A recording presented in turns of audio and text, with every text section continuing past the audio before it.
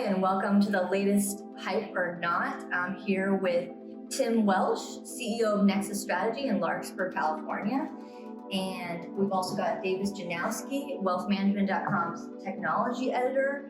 I'm Diana Britton, managing editor of wealthmanagement.com. I'm going to be the referee for today. We're going to have a great debate right now about cryptocurrencies, digital assets, and the blockchain.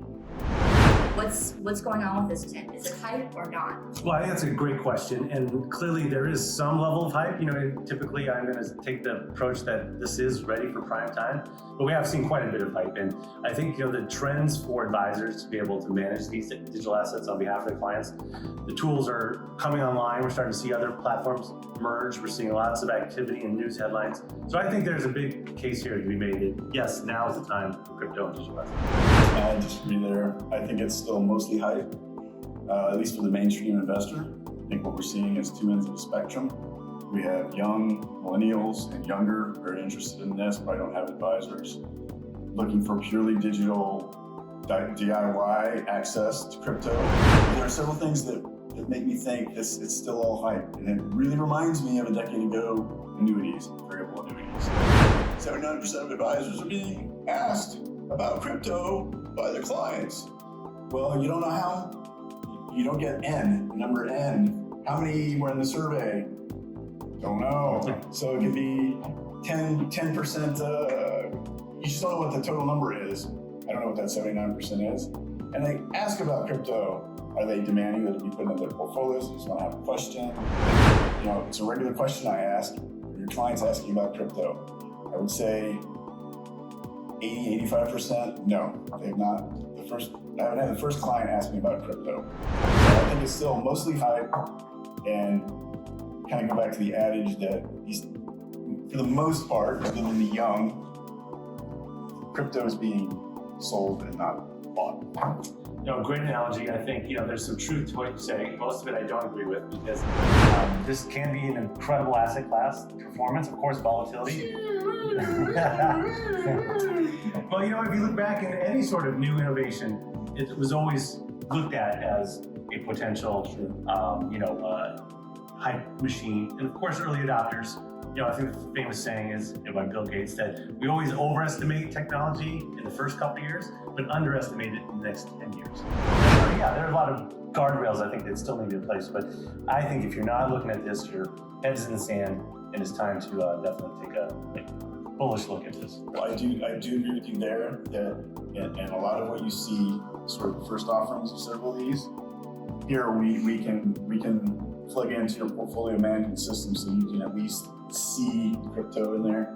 The education piece, I think that is something all advisors should. Digitization of everything, digital transformation of every industry. It's happened, it's happening, it continues. So Diana, do you have any other questions that you want to throw at us? Let's bring it back to the technology here. Let's talk about the technology that's out there for advisors in this space. You've got OnRamp, which they have what they tout is a great educational platform, OnRamp Academy. You've got, Eaglebrook with their SMA platform. You've got others coming out with SMA platforms. You've got Rick Edelman at the last two conferences I attended, Market Council and Orion. Main stage, he's a big proponent of this. He sold his entire wealth management business to get back into crypto, I think, anyway. So, yeah. I think there are only a handful of providers that are in the trenches for advisors just yet.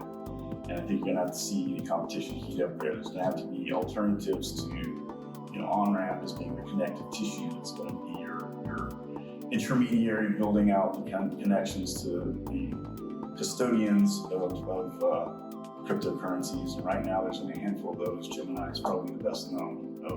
Fidelity is doing all sorts of aggressive aspects of custody of cryptocurrencies and digital assets. Yeah, and Interactive Brokers now supports, I think, 4 different cryptocurrencies. So it's starting to become mainstream.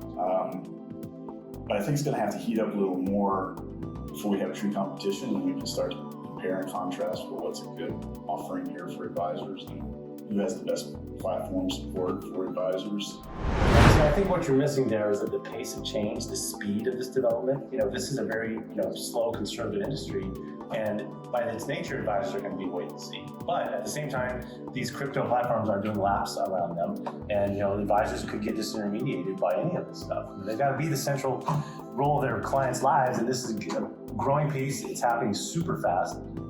It's exponentially fast. So I don't think you can sit around and wait. You have to dive in head first and really steep yourself in these platforms and these ideas and these technologies and this whole new world of exchange, of how we're buying things. And you can go get Bitcoin at the local market down there. That tells you something right there. If you have an ATM machine that's kicking out Bitcoin, it's here, it's ready, it's prime time. I do want to see how a major market fluctuation affects all this, because I still think, and it's a very weird, paradoxical time in terms of money being available, an awful lot of spare cash still laying around is being funneled into this because it's a hot area. That I wonder if there's a correction, if we're going to see a lot of this sort of a year 2000 bubble bursting thereafter. But yes, there's billions invested already, so it's got to go somewhere. Yeah, but Tim, I think you had a great point there, because advisors are the gateway, right? And the advisors are the gateway to these clients. And it's funny. There's Digital Currency Group, large, huge digital currency company. They own Grayscale Investments and other companies. They're actually building out a wealth management group, and they're hiring advisors. So that's got to tell you something. The digital currency companies are moving into the space. Advisors need to, wake up to that. So I think for this round, Davis, I got to give it to Tim. All right. I don't think this is hot. I don't think this is hype.